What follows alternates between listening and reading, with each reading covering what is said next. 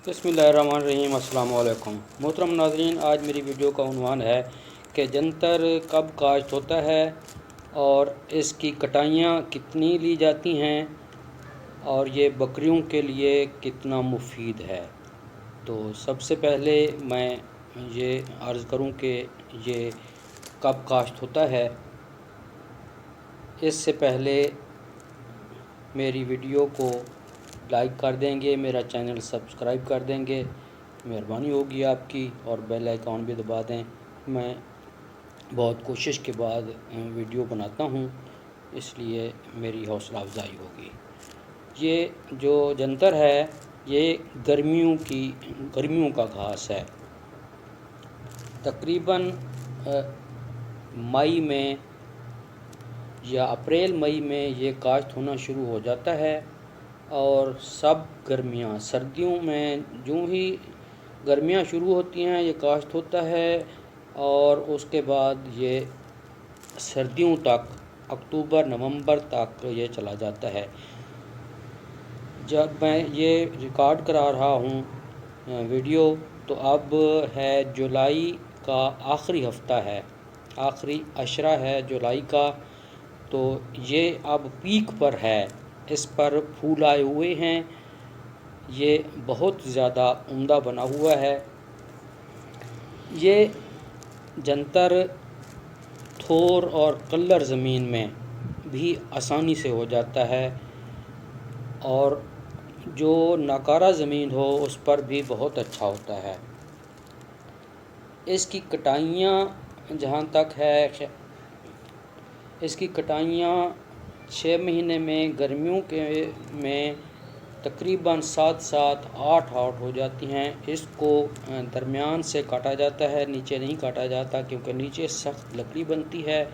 यूँ ही काट लेते हैं तो ऊपर से फिर ये कटने के बाद फिर कॉम्पले निकाल आता है और 5-5, 6-6 कॉम्पले निकल आती हैं। उसको काटा जाए तो ये जो है ना घना होता जाता है। अब मैं बता दूं कि ये बकरियों के लिए कैसे मुफीद है। ये एक तो नरम घास है, प्रोटीन से भरपूर है, और मैं ये भी अर्ज़ करता जाऊं कि सब्ज़ चारों में जो लूसेंट है, बरसीम है, उनमें से ये सबसे ज़्यादा ताकतवर सब्ज़ खिलाने में।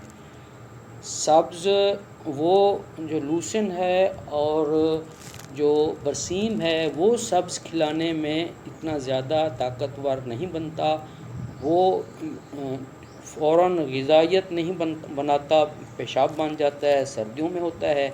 ये सब्ज़ की बहुत ज़्यादा ताकत है। ये सब्ज़ बहुत थोड़ा अगर बकरियां खाएंगी तो ताकत उनको ज़्यादा मिलेगी।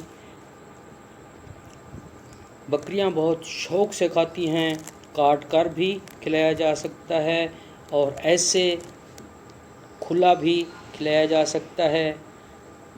जैसे ये खेत में मौजूद है, खेत में बकरियां छोड़ दें, लेकिन जो है 2 हिस्से खेत में ख़राब करेंगी और एक हिस्सा खाएंगी। जब कभी ज़रूरी हो, लाजमी हो, तो खेत में छोड़कर चराया जा सकता है, लेकिन बेहतर यही है।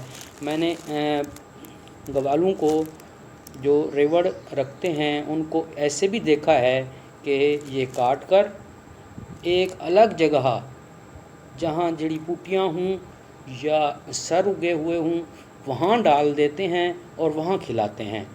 एक दिन खिलाकर दूसरे दिन भी वहाँ ले जाते हैं और वो खाती रहती हैं।